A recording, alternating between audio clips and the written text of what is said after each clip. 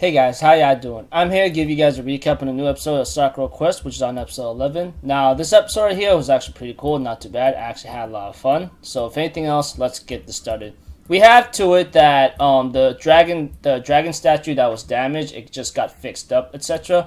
But apparently, we have to it that Ririko-chan got sick, and someone actually invaded the Chupacabra Kingdom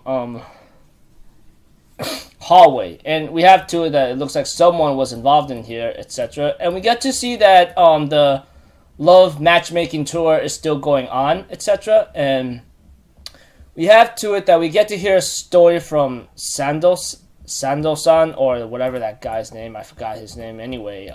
Please forgive me.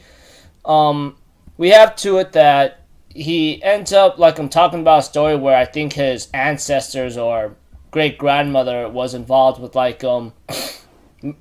being married by someone in Manoyama or something, some kind of marriage story. That's all I can really tell you, and it's not really much of a connection. But if anything else, I'd like to get on to Ririko-chan, because most of the time, like I said, it continues it's matchmaking tour bus with the three women from different countries, and Ririko-chan has been reading some stories about a dragon apparently, and she compares herself to be that dragon because she's always lonely and she never made any friends. Not to mention where things kind of gotten a little hectic here and there for her eventually. So I'm thinking in my mind, it looks like to me she's having somewhat of a hard time right now because of what's going on here.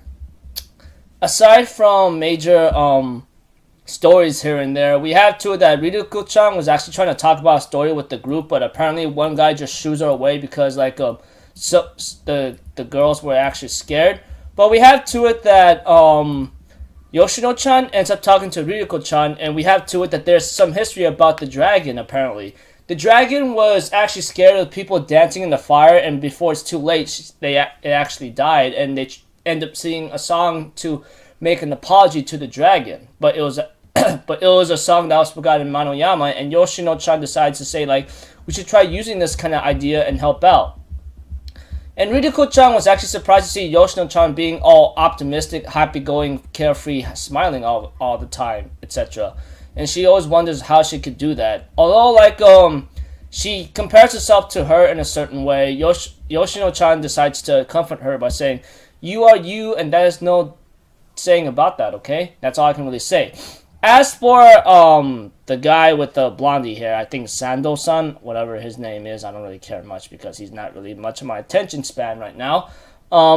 He ends up singing a song to Ririko-chan that it's actually related to the song of the dragon that died, apparently, that was forgotten in Manoyama.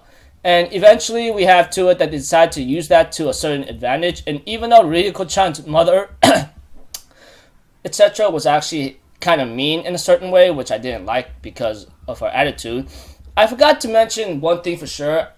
Forgive me for being disorganized. We have to it that Ririko-chan did not have a happy childhood, apparently. It was told in this episode that she that when the moment she was born, her mother and father divorced. But we also have to it that her mother did not want to stay in Manoyama for too long, and then she left, along with her father, after they divorced, apparently, which really sucked in a certain way. The father ends up having a good job at over the seas at a different country, while the mother, I'm not so sure if they said her what her fate is, but it was never mentioned at all. And Ririko-chan was found by her grandmother or auntie whatsoever, and was later on just taken in, etc. Forgot to mention that around one of the parts of the episode. Forgive me for being a little disorganized. But aside from that, we have to it that Yoshino-chan wants to show Ririko's Oba grandmother to show something what Ririko-chan is. There's something you haven't seen in Ririko-chan at all. And apparently we have to it that I forgot to also mention that the guy, apparently the one that's been stalking his ex, I believe, which apparently I don't know how the hell he's doing that and never getting caught or causing any ruckus, actually was revealed to actually be the little troublemaker in the end. But that's just him. But aside from that, we have to it that Sando-san, the blondie guy, and Ryuko-chan was actually like performing a song, and eventually the Dragonflies came out, and it actually fit well. This song was actually passed down to Manoyama, and it was actually forgotten. And even the old man who tries to get Yoshino-chan to be the Chupacabra Queen or something actually knows this song when he was a little kid. So I just go like, oh wow, now you just realize it.